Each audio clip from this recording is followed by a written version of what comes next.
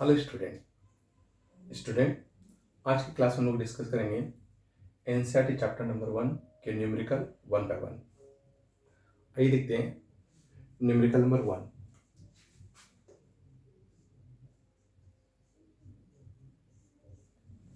क्या कहता है। फर्स्ट क्वेश्चन कहता है कि there are two charges Q1 and Q2। Q1 की वैल्यू है 2 × 10 पर पावर -7 न्यूटन 7 कूलम, और Q2 की वैल्यू है 3 × 10 टू द पावर -7 कूलम, और दोनों के बीच का जो सेपरेशन है R वो है 30 सेंटीमीटर। आप इसको मीटर में कन्वर्ट कर लीजिए 0.3 मीटर। ठीक है, तो बताना है कि दोनों चार्ज के बीच में फोर्स की वैल्यू कितनी है। यानी दोनों चार्ज जो एक दूसरे पर फोर्स अप्लाई कर रहे हैं उसकी वैल्यू कितनी है। तो हम लोग इसके लिए कूलम्ब्स लॉ यूज कर लेंगे। तो ये बहुत सिंपल है, डायरेक्ट कूलम्ब लॉ के थ्रू निकाला जा सकता है। K Q1 Q2 upon R square होता है। ये कूलम्ब्स का लॉ है जिससे कि हम दो चार्ज के बीच में फोर्स निकालते हैं। तो K का वैल्यू हमारे पास है 9 × 10 to the power of 9, Q1 की value 2 × 10 to the power of -7, Q2 की value 3 × 10 to the power of -7 और डिवाइडेड बाय R की वैल्यू 0.3 स्क्वायर। अगर आप इसको सॉल्व करोगे तो ये हमें मिलेगा 6 × 10 टू द पावर ऑफ -3 न्यूटन। ठीक है, so this is the first question जो कि जस्ट फॉर्मूला बेस्ड था। अब आइए हम लोग देखते हैं second question, question number 2। Question number 2 क्या कहता है, देखिए क्वेश्चन नंबर 2 क्या है।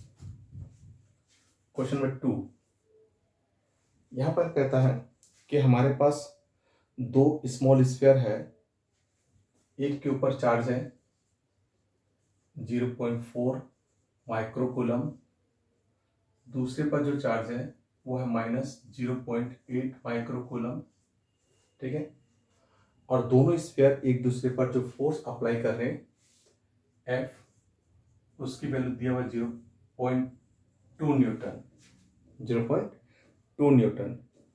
तो हमें बताना है दोनों चार्ज के बीच में डिस्टेंस कितना है। ये इसका फर्स्ट पार्ट है। सेकंड पार्ट में बताना क्या है कि फर्स्ट चार्ज सेकंड चार्ज पर कितना फोर्स अप्लाई कर रहा है। ठीक है, यानी सेकंड पार्ट में बताना है कि जो फर्स्ट चार्ज है वो सेकंड पर कितना फोर्स अप्लाई कर रहा है। आप इसको ऐसे भी लिख सकते हो, फोर्स ऑन 2 अप्लाइड बाय 1। ठीक है, फोर्स ऑन 2 अप्लाइड बाय 1। तो सेकंड पर फर्स्ट चार्ज कितना फोर्स अप्लाई कर रहा है। तो सबसे पहले तो हम लोग आर निकाल लेते हैं, जो कि बहुत सिंपल है। हम लोग कूलम्ब्स का लॉ यूज करेंगे जिसके थ्रू आसानी से आर की वैल्यू निकाली जा सकती है। तो हम लोग जानते हैं कि F = K Q1 Q2 upon R square होता है। हमें चाहिए ये R, तो R square = K Q1 Q2 divided by F। So what is R?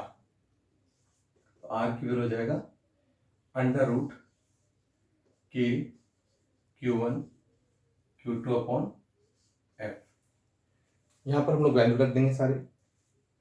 K coulomb constant है जिसकी वैल्यू 9 × 10 पर पावर 9,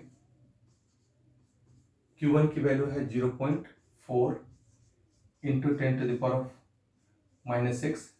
क्योंकि ये माइक्रो में दिया हुआ है तो हमें इसको कूलम में लिखना होगा, और माइक्रो की वैल्यू कूलम में 10 पर पावर -6 होती है। उसी तरह Q2 की वैल्यू हो जाएगी 0.8 × 10 टू द पावर -6। यहाँ पर हम साइन कंसिडर नहीं करेंगे। ऐसे भी देखिए कूलम्ब्स लॉ में चार्ज की मैग्नीट्यूड ली जाती है, उसके साइन कंसिडर नहीं किए जाते हैं। अगर आपने गलती से यहाँ साइन कंसिडर कर दिया तो R नेगेटिव रूट में चला जाएगा, जो कि इमेजिनरी क्वांटिटी होते हैं। ठीक है, तो यहाँ पर साइन कंसिडर नहीं करना है। डिवाइडेड बाय F की वैल्यू हमारे पास 0.2 न्यूटन है। अगर आप इसको सॉल्व करेंगे तो स्टूडेंट ये जो हमारे पास वैल्यू आएगा कैलकुलेट करके 0.12 मीटर आएगा। ठीक है, तो ये दोनों चार्ज के बीच का डिस्टेंस हो जाएगा। सेकेंड पार्ट में हमें जो बताना था स्टूडेंट वो है कि force on two applied by one. तो जैसा कि आप देख रहे हो कि दोनों चार्ज के बीच में फोर्स 0.2 न्यूटन है और ये फोर्स फर्स्ट का सेकेंड पर और सेकेंड का फर्स्ट पर इक्वल होते हैं, है ना। न्यूटन का third law, force are equal and opposite.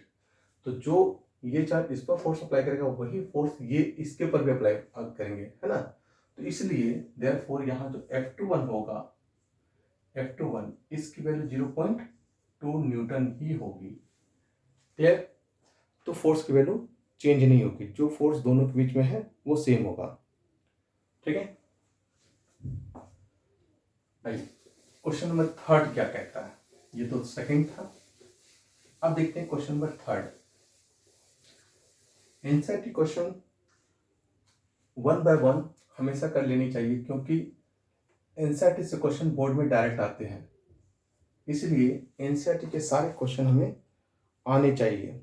ठीक है। आइए देखते हैं क्वेश्चन नंबर थर्ड क्या कहता है। थर्ड कहता है कि एक टर्म है कि e square divided by G into M1 into M2, इसका हमें डायमेंशन चेक करना है। ठीक है। क्या करना है चेक? Dimensional formula. ये पार्ट ए है।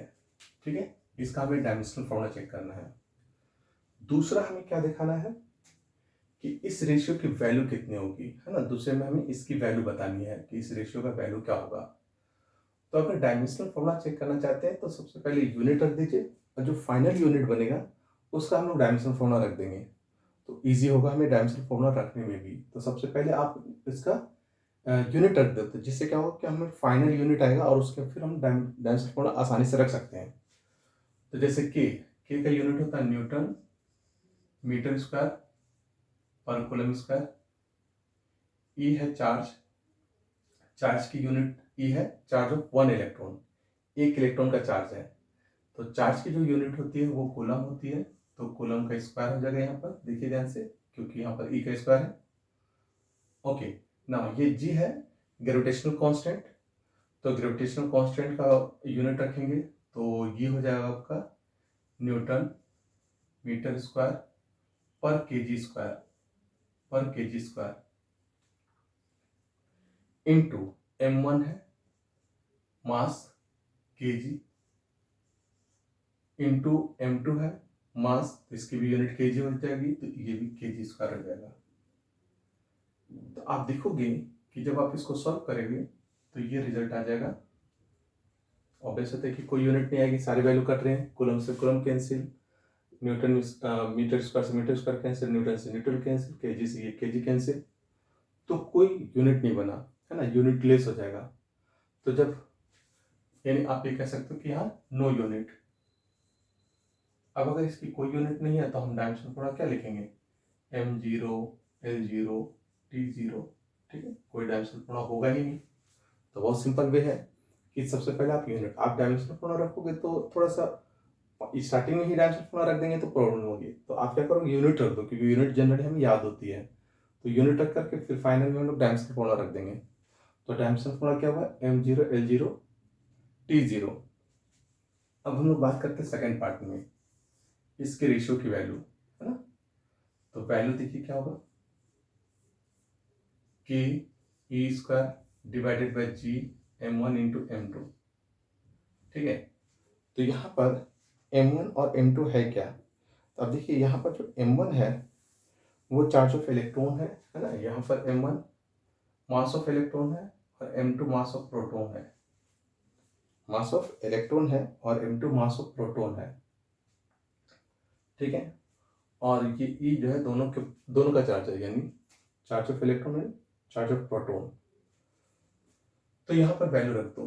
तो जैसा कि आपको पता है कि के कूलम कांस्टेंट है, तो इसकी वैल्यू 9 इंटू 10 पर पावर 9। ई चार्ज है, चार्ज ऑफ वन इलेक्ट्रॉन, तो वो 1.6, एक इलेक्ट्रॉन पर जो चार्ज होती है वो 1.6 इंटू 10 पर पावर -19 कूलम होती है, तो इसका स्क्वायर हो जाएगा।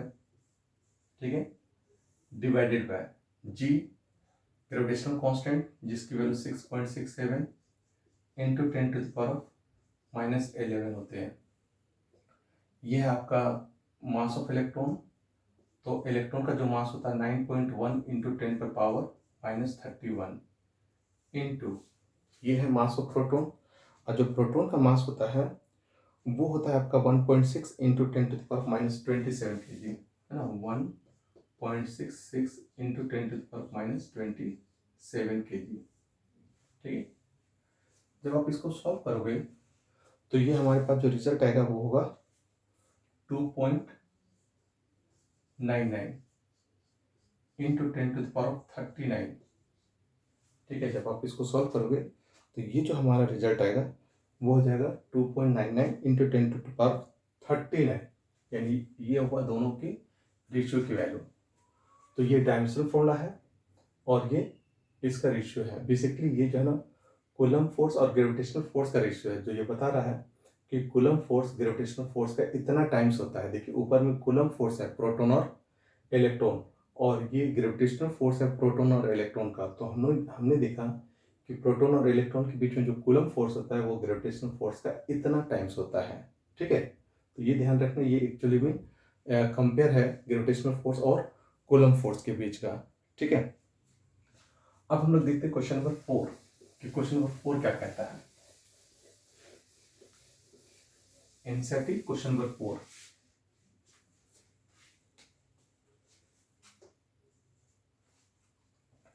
क्वेश्चन नंबर 4 में कहता है स्टूडेंट, फर्स्ट पार्ट में हमें बताना है कि ये जो क्वांटाइज्ड है उसकी क्या मीनिंग होती है। अगर हम ये कहते हैं कि कोई बॉडी क्वांटाइज्ड है तो इसका मीनिंग क्या है। तो इसका मतलब होता है क्या, है ना, यानी कि बेसिकली ये पूछना चाह रहा है कि जो क्वांटाइज्ड हम टर्म यूज करते हैं इस टर्म का क्या मतलब है। So what is the meaning of the term quantized, ठीक है। तो क्वांटाइज्ड का क्या सेंस है। तो बेसिकली होता क्या है, क्वांटाइज्ड का मीनिंग है कि किसी बॉडी पर जो चार्ज डेवलप होती है, कोई भी बॉडी है उसके ऊपर जो चार्ज डेवलप होती है, मान लो कि उसके ऊपर चार्ज डेवलप हुई, या एक बॉडी से जो दूसरे बॉडी में चार्ज की जो ट्रांसफॉर्मेशन होती है, वो जो चार्ज होती है वो हमेशा एक इंटीग्रल मल्टीपल होता है बेसिक चार्ज के। यानी वो जो चार्ज किसी बॉडी पर डेवलप हो रही है या एक बॉडी से दूसरे बॉडी में ट्रांसफर हो रही है, वो चार्ज एक बेसिक चार्ज का इंटीग्रल मल्टीपल होता है। तो ये जो बेसिक चार्ज है ये है चार्ज ऑफ 1 इलेक्ट्रॉन, ठीक है, जिसकी वैल्यू 1.6 इंटू 10⁻−19 कूलम होती है। और ये है n, जो है इंटीजर। क्या ये इंटीजर, ठीक है, ये इंटीजर है जो ये कहता है कि जो इलेक्ट्रॉन है वो नंबर्स के फॉर्म में होते हैं। यानी बेसिकली कहता है कि जो इलेक्ट्रॉन ट्रांसफर होते हैं वो एक इंटीजर के फॉर्म में ट्रांसफर होते हैं, ना कि